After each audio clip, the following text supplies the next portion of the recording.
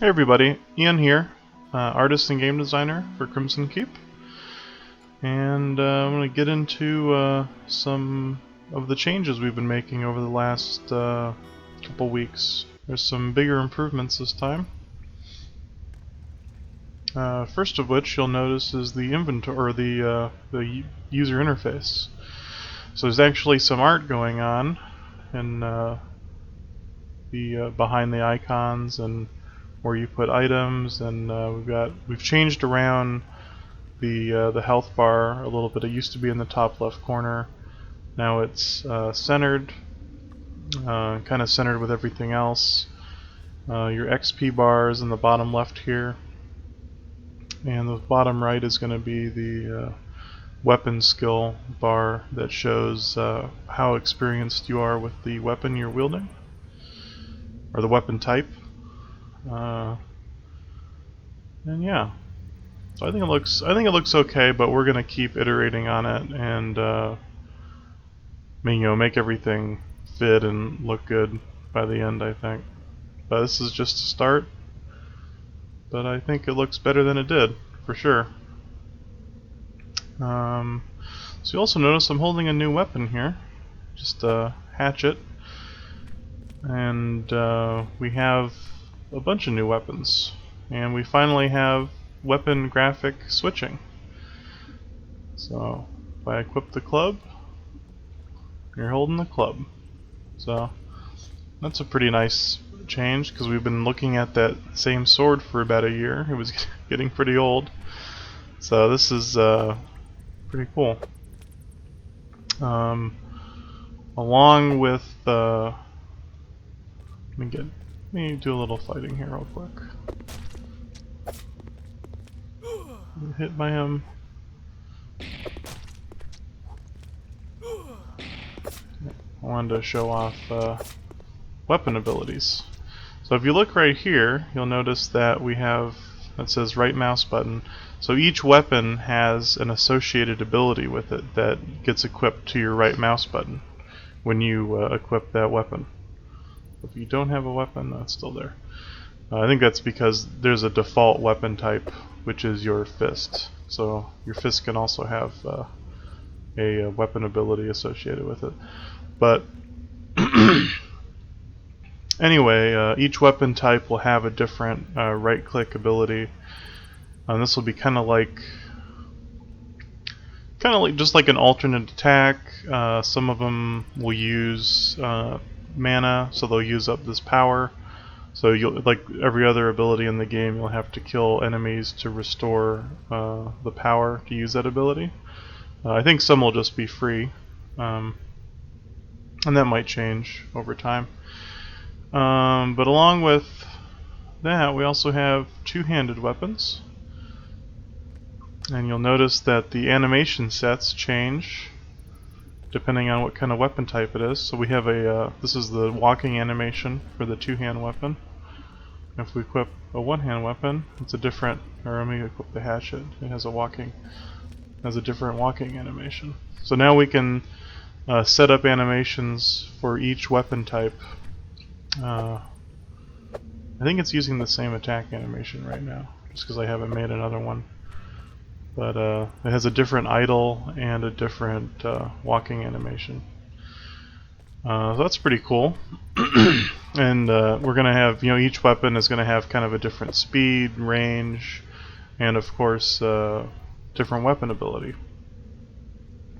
So like a big mallet, maybe its weapon ability is a stun or something, and then a dagger, I think I'd like to do like a backstab with a dagger. So that's pretty exciting.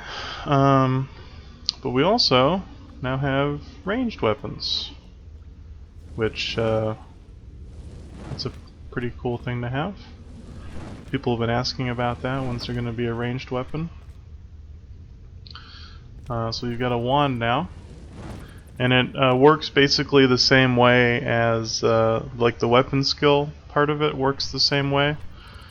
Where you level up your skill with that weapon and do more damage. There's like a multiplier based on the weapon's damage, and the more you use it, the better you get at using it. So this is wands in this case.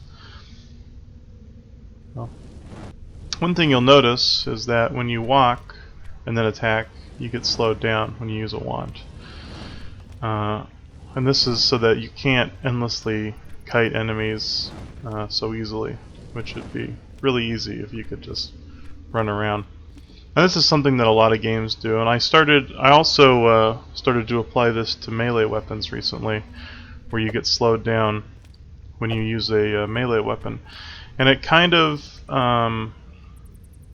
it doesn't feel great in one sense, but it's a little more realistic, kind of like combat and like even Diablo and Dark Souls. You always have to stop basically to attack, and you have to commit to that movement when you attack. So it does make sense, and it makes it a little more interesting strategically, because you have to pick a time to attack that you're going to be safe, right? So I think it makes the combat a little more interesting, but certainly more difficult at the same time. So the whole game has to be rebalanced for that if we're gonna go with that way of doing things. So that's about it for the weapon ability, UI changes. So all that stuff's really cool. I'm really happy about that. And we also have a new enemy though.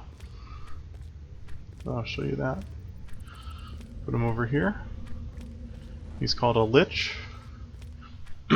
His graphic is going to be changed a little bit more to make him look less like the normal fire skeleton. But if you notice, he doesn't take any damage. So that's interesting. But if you find his urn,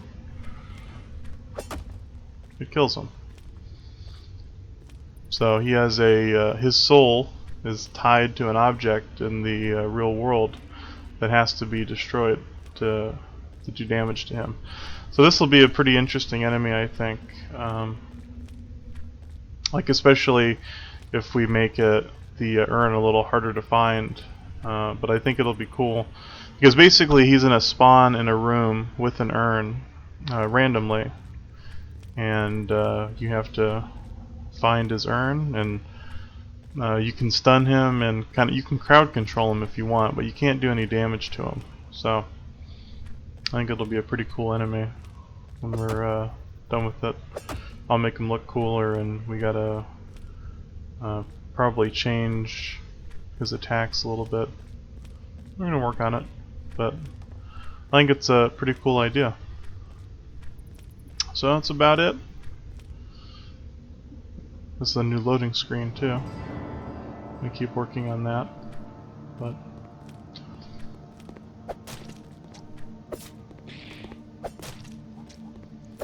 the game's coming along. So thanks for tuning in. As always, we're open to any kind of critique or feedback you guys might have. And we look forward to